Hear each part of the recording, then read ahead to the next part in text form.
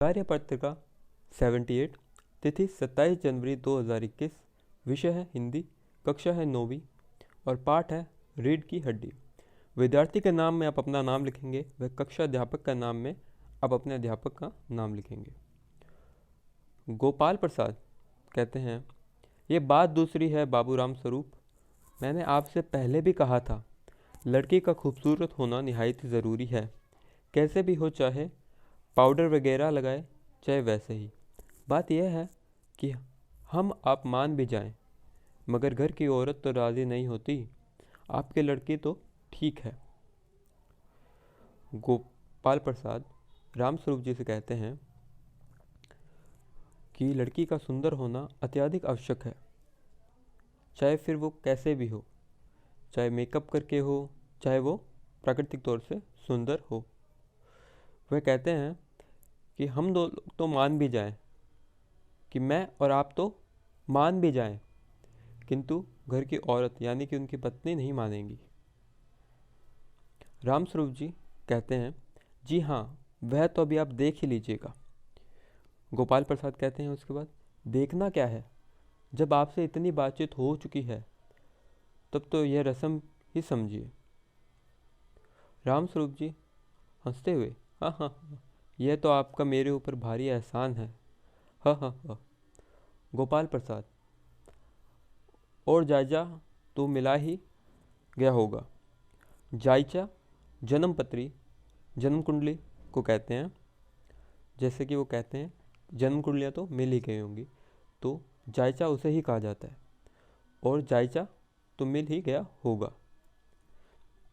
रामस्वरूप जी जायजा का मिलना क्या मुश्किल बात है, ठाकुर जी के चरणों में रख दिया, बस खुद ब खुद मिला हुआ समझिए।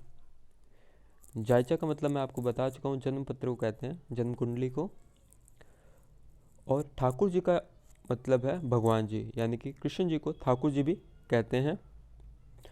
बस खुद ब खुद मिला हुआ समझिए, यानी कि भगवान अपने आप ही इन्हें मिला देंगे। गोपाल प्रसाद जी कहते हैं, ये ठीक कहा आपने, बिल्कुल ठीक। थोड़ी देर रुक कर, लेकिन हाँ, ये जो मेरे कानों में भनक पड़ी है, यह तो गलत है ना? एक प्रश्न के साथ रामस्वरूप जी से सवाल करते हुए रामस्वरूप जी चौंक कर बोलते हैं, क्या? गोपाल प्रसाद जी कहते हैं, ये पढ़ाई लिखी के बारे में। जी हाँ, साफ बात है साहब, हम ज़्यादा पढ़ी लिखी लड़की नहीं चाहते। मेम साहब तो रखनी नहीं, कौन भुगतेगा उनके नखरों को। बस हद से हद मैट्रिक पास होनी चाहिए। क्यों शंकर? शंकर उनका पुत्र है।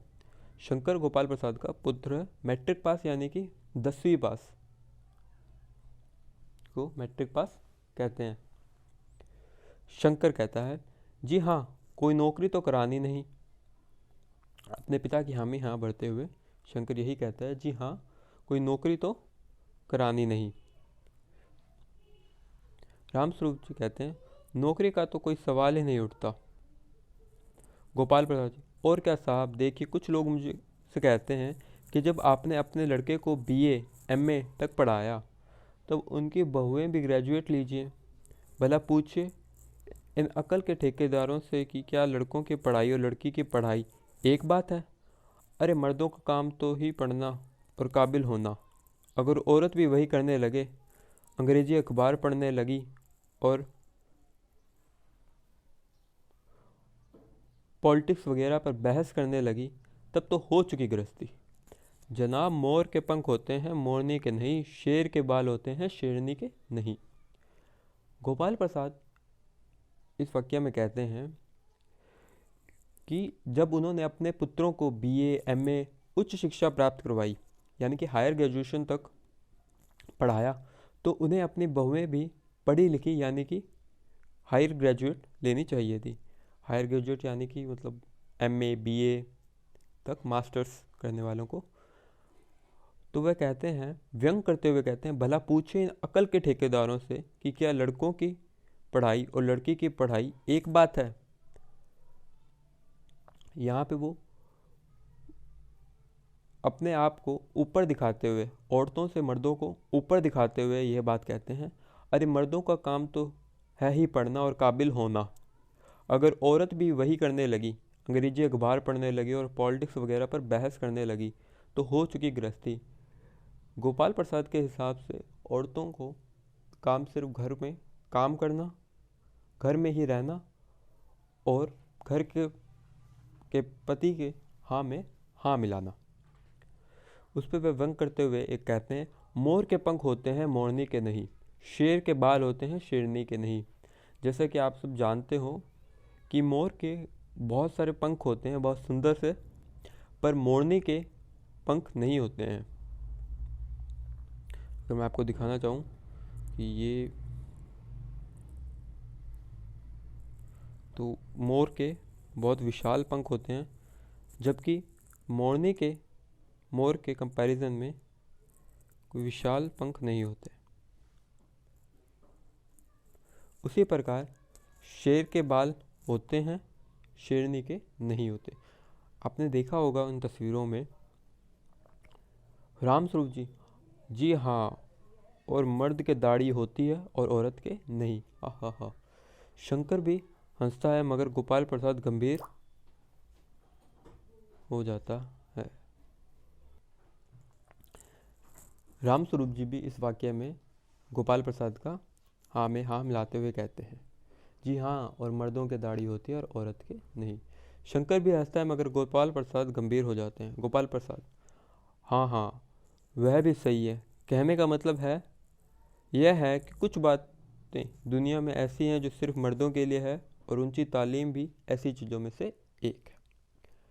ये था आपका प्रश्न। अब इस पे कुछ प्रश्न दिए हुए हैं। गोपाल प्रसाद के कानों में क्या भनक पड़ी थी? गोपाल प्रसाद के कानों में यह भनक पड़ी थी कि रामस्वरूप की बेटी ने उच्च शिक्षा ग्रहण की है और वह अच्छी खासी पढ़ी लिखी है। आइए दूसरा प्रश्न देखते हैं। इस गद्यांश में लड़के लड़कियों में क्या भेद किया गया है? क्या हमें लड़के लड़की में भेद करना चाहिए?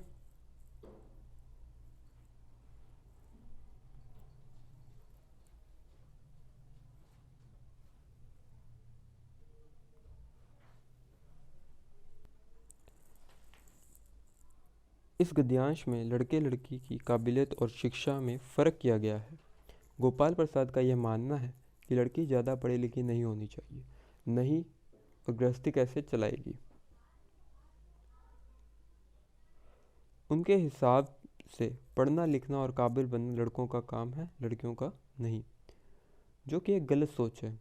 हम लड़का लड़की में भेदभाव नहीं करना चाहिए, हमें लड़कियों की काबिलियत पर उंगली नहीं उठानी चाहिए। यह सोच बिल्कुल गलत है। लड़कियों को भी पढ़ने लिखने का और आगे बढ़ने का अधिकार है। तीसरा प्रश्न देखते हैं। अब तक किए गए पाठ के आधार पर गोपाल प्रसाद की चारित्रिक विशेषताएं बताइए। राम गोपाल निहायत ही चालाक, बड़बोले, लालची और पढ़े लिखे होने के बावजूद स्त्री पुरुष की समानता में अविश्वास रखने वाले व्यक्ति के रूप में उभरते हैं। इसी कारणवश वह अपने मेडिकल में पढ़ने वाले बेटे का विवाह कम पढ़ी लिखी लड़की से करवाना चाहते हैं। वह विवाह जैसे पवित्र रिश्ते को भी बिजनेस मानते हैं। इससे उनका लालची स्वभाव पता चलता है। रामस्वरूप गोपाल प्रसाद का एहसान क्यों मानते हैं? रामस्वरूप गोपाल प्रसाद का एहसान इसलिए मानते हैं क्योंकि वह लड़की को बिना देखे हुए रस्म पक्की समझते हैं। इसी कारणवश रामस्वरूप गोपाल प्रसाद का बहुत एहसान। आखिरी प्रश्न, तालीम से आप क्या समझते हैं? क्या यह सिर्फ मर्दों का अधिकार है? क्यों अथवा क्यों नहीं, दोनों बताइए। तालीम का अर्थ होता है शिक्षा प्राप्त करना, नहीं, तालीम सिर्फ मर्दों का अधिकार नहीं, क्योंकि एक बेहतर समाज के लिए स्त्री और पुरुष दोनों का ही शिक्षित होना आवश्यक है। स्त्री और पुरुष समाज में एक सिक्के के दो पहलू पड़ता है। तो आपकी हिंदी की ये वर्कशीट कंप्लीट होती है, कार्यपत्रिका 78। अगर आपको ये वीडियो अच्छा लगा तो लाइक कीजिए, अगर आप चैनल पर न्यू है सब्सक्राइब कीजिए और अपने दोस्तों में इसे शेयर कीजिए। धन्यवाद।